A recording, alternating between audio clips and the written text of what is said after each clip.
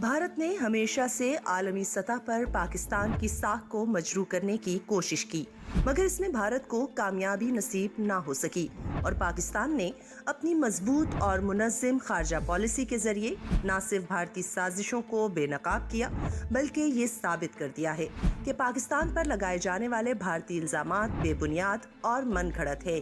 सानेहा समझौता एक्सप्रेस को ही लीजिए।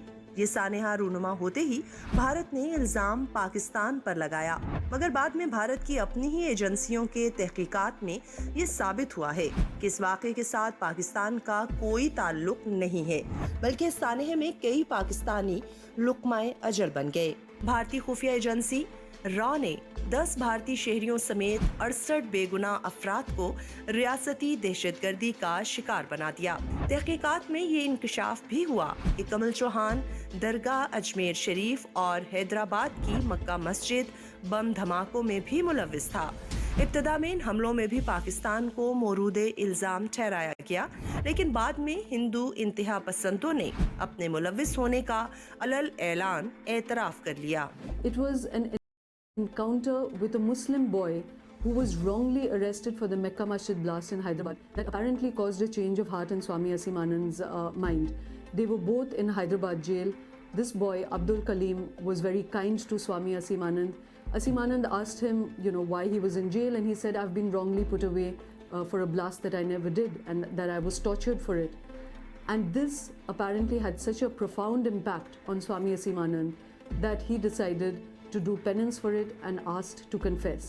मेरे ख्याल में जो भी कुछ लोगों ने सोचा हो या इशारा किया हो या उंगली दिखाया हो, अब 100% हम मानते हैं कि ये जो स्वामी असीमानंद और इनके साथीगण थे जो कि आरएसएस से जुड़े हुए थे, उन्हीं लोगों ने समझौता एक्सप्रेस में बम विस्फोट किया। जो हिंदू मजहब से जुड़े हुए दहशतगर्द हैं, उनका हाथ था मक्का मस्जिद में, उनका हाथ था अजमेर शरीफ में और उनका हाथ मालेगांव में भी था। पुलिस अफसर हेमंत करकरे की तहकीकात ने मुंबई हमलों की साजिश भी बेनकाब करते हुए इसे फ्रेंडली फायर करार दिया है।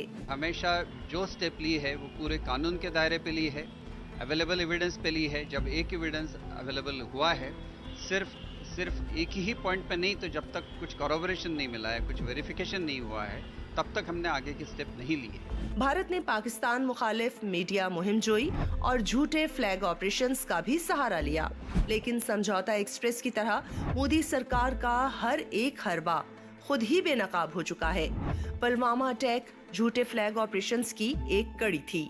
इस हमले में भी दर्जनों भारतीय फौजी हलाक हुए। इससे कबल छठी सिंहपुरा में सिखों का कत्लेआम किया गया। हर बार इल्जाम मुसलमान ग्रोहों और पाकिस्तान पर लगाया गया, मगर बाद में ये साबित हुआ कि इन तमाम हमलों में खुद भारतीय हुकूमत और इंतहा पसंद हिंदू मुलविस थे। समझौता एक्सप्रेस के सानेहे का हाल एनी शाहिद की ज़बानी सुनिए, जो खुद इस रेलगाड़ी में सवार था और जिसके अजीज़ो अकारिब भी जिंदा जल गए। मुझे एक शोर सी आवाज़ आई, मैं लेटा रहा। जब थोड़ी देर बाद मेरी आंख लगी तो मेरे से सांस नहीं लिया गया। वो कुंडी खोली और हवा ऑक्सीजन लगी और एकदम आग भड़की। तो मैं घबरा गए। अब मैं कूद के मैंने जनाब आवाज़ें दी अपने बच्चों को, आयशा हो बिलाल हो, आयशा हो बिलाल हो। मेरी आंखों के आगे अंधेरा आ गया, मेरी औलाद चली गई। ओ भैया मेरे 5 बच्चे मर। मैं यूं ही पागल हो गया, शोर मचाता रहा यूं। और जब उन्होंने हमें दिखाया तो वो इस हालत में थे कि मैं आपको अपनी जुबान से बता नहीं सकता। मेरी बेटी आयशा इतनी बुरी तरह जल गई थी कि उसका चेहरा, सिर वगैरह, बस मैं बता नहीं सकता आपको वो किस हालत में वो बच्ची मैंने देखी। हमें मरते दम तक वो आंखों में मंजर याद रहेगा। इसी सूरत हाल में हिंदुस्तान इलाकाई और बैनुल अक़वामी अमन के लिए संगीन खतरा बन चुका है। लिहाजा आलमी बरादरी को इस जानिब अपनी तवज्जो मबजूल करनी चाहिए और पूरी दुनिया में मुस्तकिल अमन के क़याम के लिए भारत पर दबाव डालकर यहाँ पर आबाद अक़लियतों का तहफ़्फ़ुज़ यकीनी बनाना चाहिए।